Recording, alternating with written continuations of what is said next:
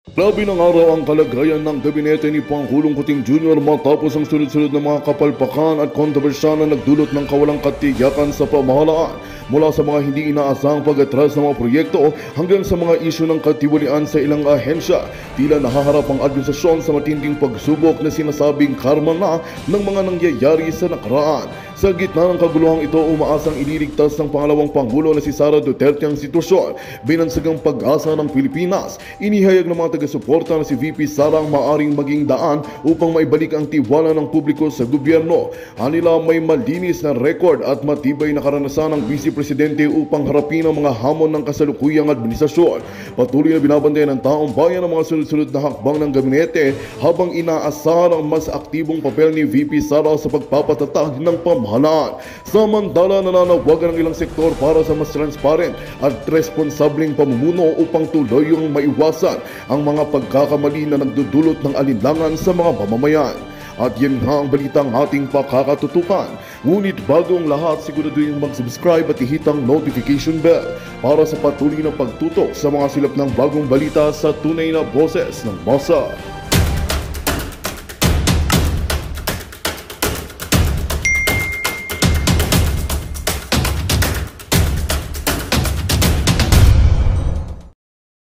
Junior sa mga pangyayari dyan sa kanyang polboronic government. Diba? Bago mag-eleksyon, ang baba pa ng kanyang trust rating dahil sukang-suka na nga ang mga tao, diba? Ang mga Pilipino, ang taong bayan sa kanya. So ngayon, ang kanyang bagong strategy ay magdrama silang lahat. O sige mag-resign muna kayo magbiga-biga muna tayo, magdrama-drama muna tayo para kunyari ilis natin yung issue. Not only sa local, 'di ba? Doon sa mga observer na nakatingin sa ating bayan, dahil nakita rin niya ng European observers yung pandaraya sa halalan. 'Di ba? Yung mga discrepancies na ayaw nila papasukin itong mga European observer. Remember that?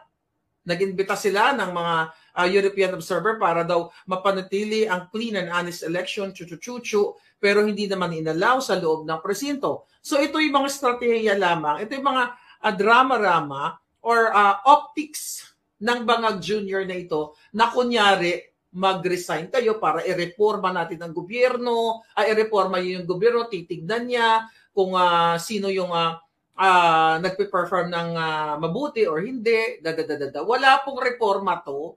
Ito'y lahat ay kajotahan. Diba? Or ito ay pagtitest din niya kung sino talaga yung asong julul na sunod-sunuran sa kanya. Okay? At kung sino naman yung what? Yung so-so lang. Diba? So-so lang. So ngayon, ang nakikita natin dito mga kababayan sa kanyang courtesy resignation to Chucho ay hindi ito totoong ililinisin niya yung government. 'Di ba? Aayusin niya, dapat daw, sabi nga ng tagapagsalita niya, bawal ang tamad sa gobyerno, ganyan-ganyan, sa gobyerno ni Paul Burol. Hindi po yan totoo na ire-reforma niya o ililinisin niya. Dahil bago pa man siya umupo, madumi na sila. Si Bangag Jr., ang Marcos administration. Sobrang dugyot na. So wala pong puwang yung salitang yan na titignan kung sino nagpe-perform ng maayos o hindi. Ito ay pag-what? Sabi ko nga, pag-divert, pag-drama, ano tawag dyan? Kumbaga, nire-redirect doon sa issue na ito na kunwari mabait si Bangag na parang, ay, eto, ang presidente natin, ako, sisibakin na, pinasisibak na lahat. Naku, ano na to, lilinisin na itong ating bayan. Yun ay pinapadama lang kayo o ano kayo, parang galit na galit na yung taong bayan, di ba? Sa ginawa nilang yung discrepancy sa halalan.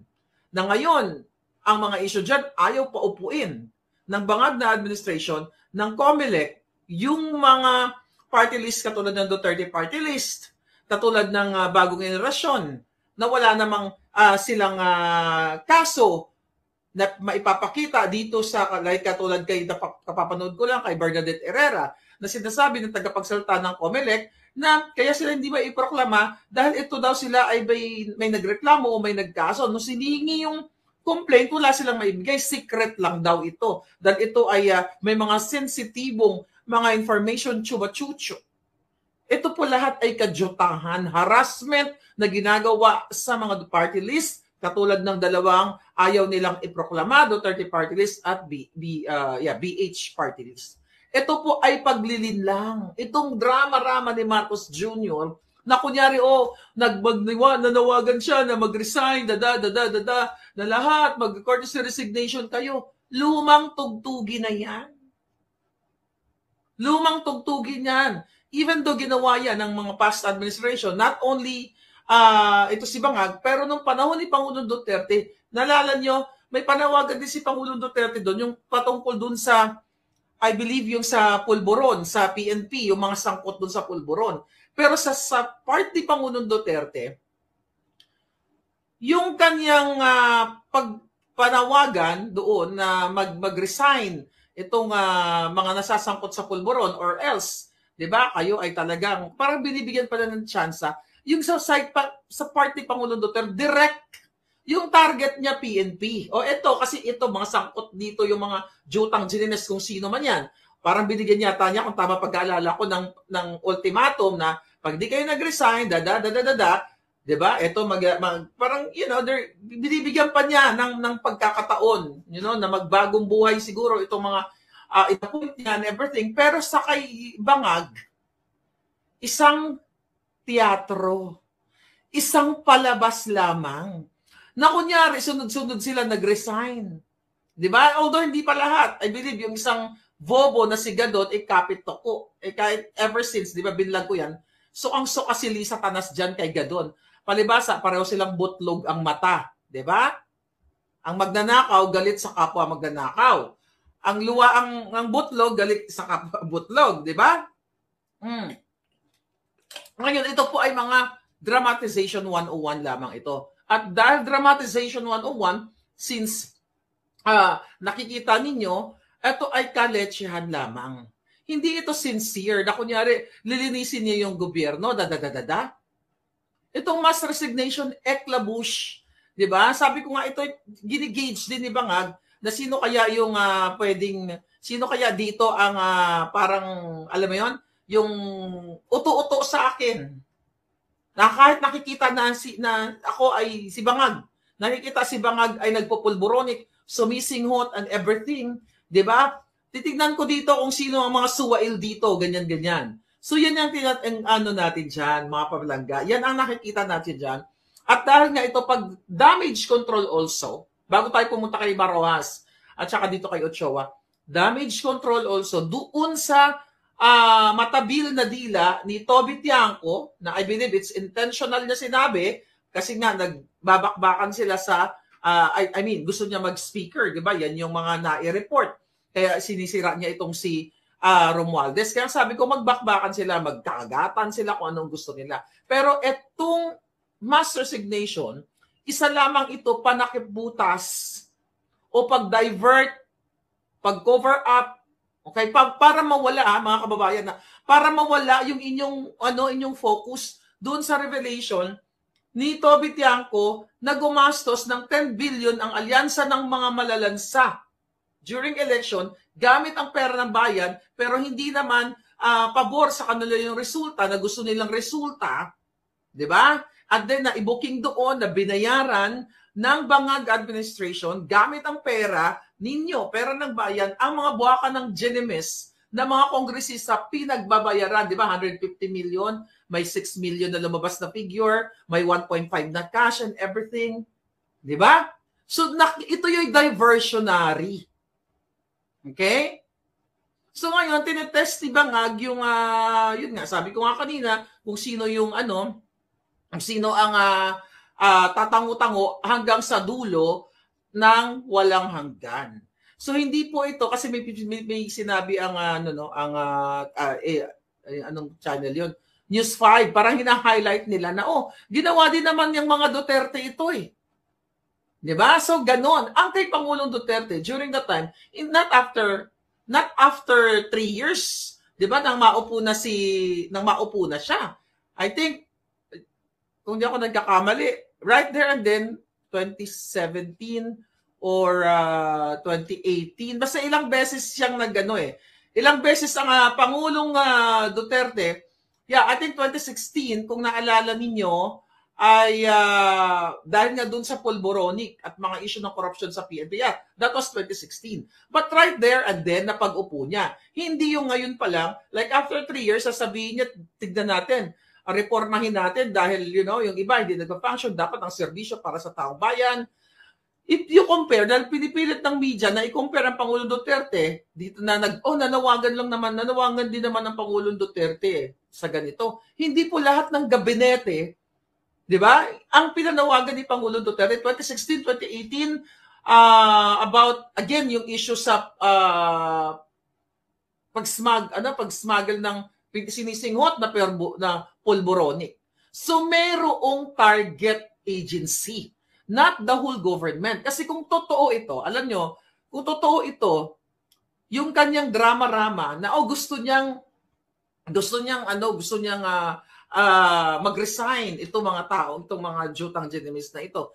Pwede magkaroon ng collapse of government and failure dun sa mga of course mga social services. Pero actually failure naman eh. Whether mag-resign yung mga yan o hindi, failed naman yung social services. Meaning hindi naman nakakarating sa taong bayan ng serbisyo dahil wala namang serbisyo. So sa case ni Pangulong Duterte, tinatarget niya ang bawat institusyon not bawat, a particular institution like Bureau of Immigration, dun sa bribery pastilla scam. Di ba? Naalala niyo yon. Pinag-resign din ni Pangulong Duterte yung mga immigration officials dun So lahat ito, ginawa hindi sinabi ni Pangulong Duterte na lahat ng cabinet kailangan magkaroon kayo ng courtesy resignation kasi kailangan ko ng reforma, Malayo, mga kababayan, malayo ang Pangulong Duterte kay bangag. Unang-una, si Pangulong Duterte hindi sumisinghot.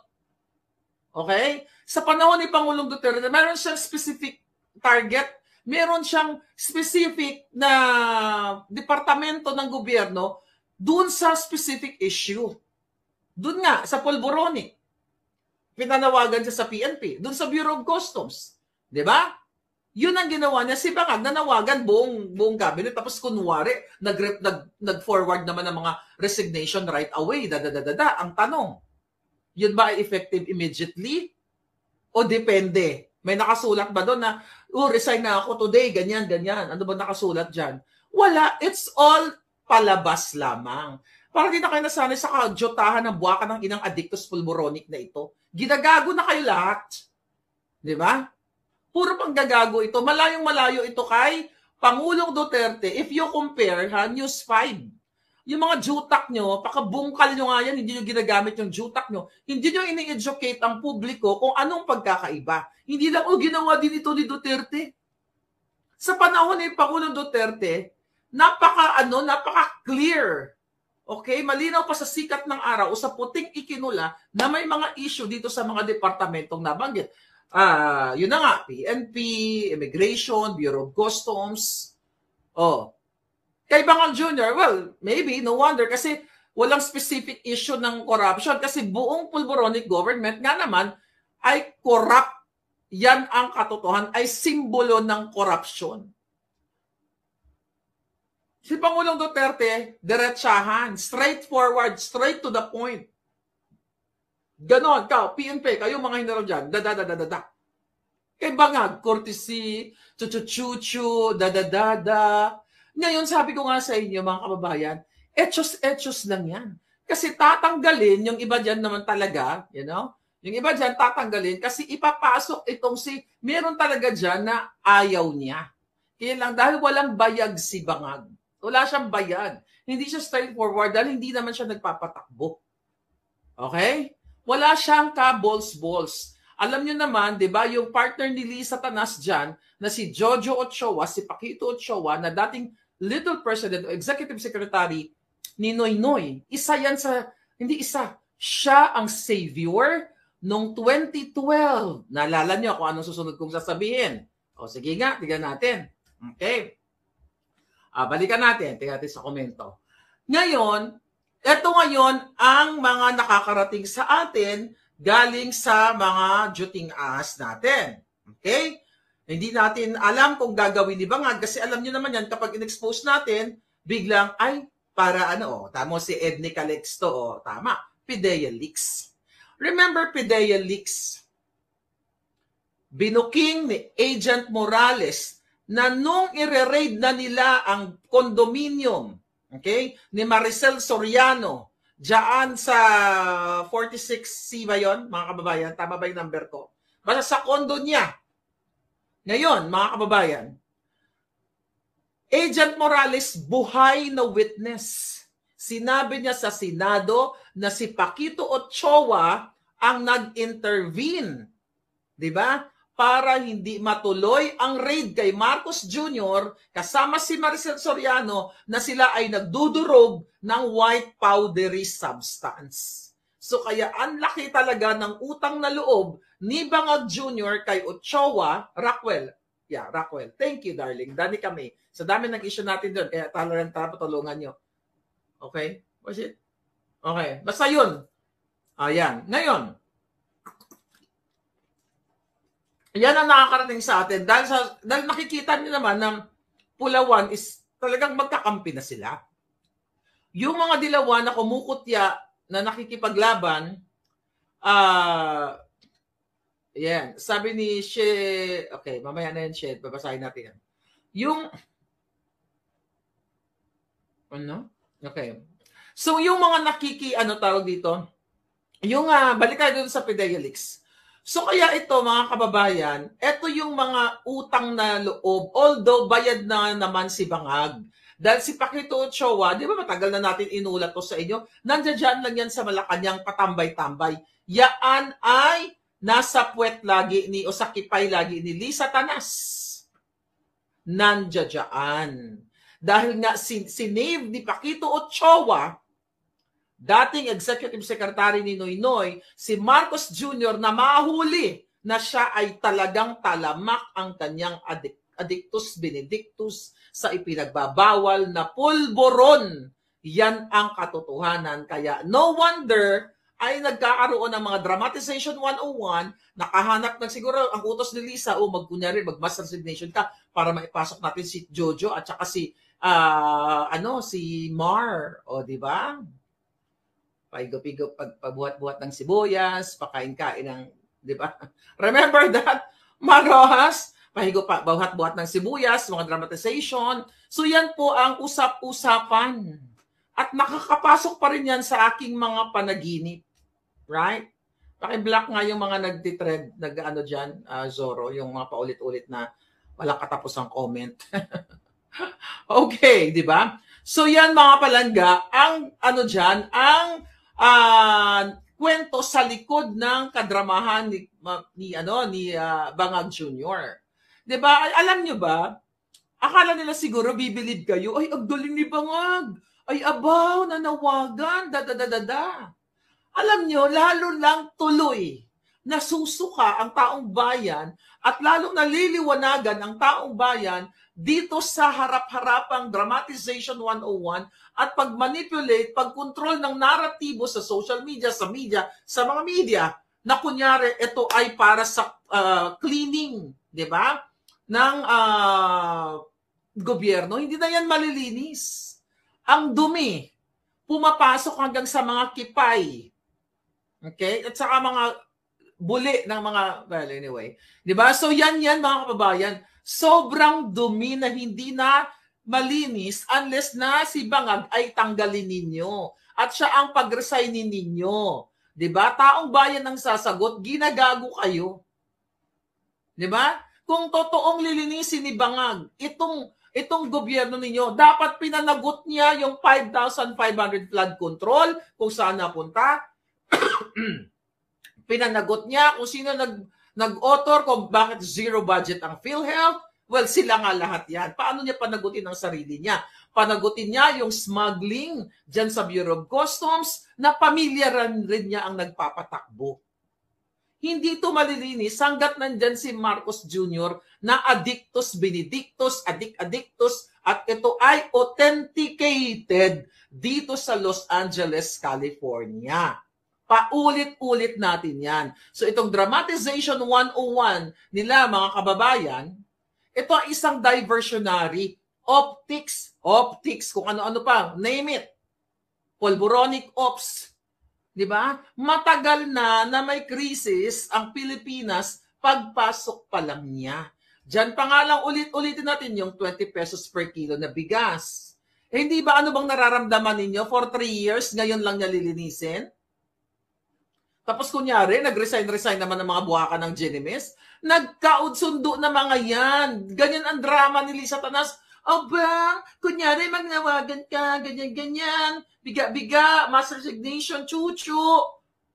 O, ganun yan. Strategy din. Ba't ko kilala si Lisa Tanas? Eh, buhakan ng inakasama ko yan.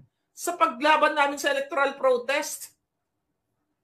Alam ko ang bitukan yan, madumi. Buong pagkatao ni Lisa Marcos ay mabaho pa sa imbornal.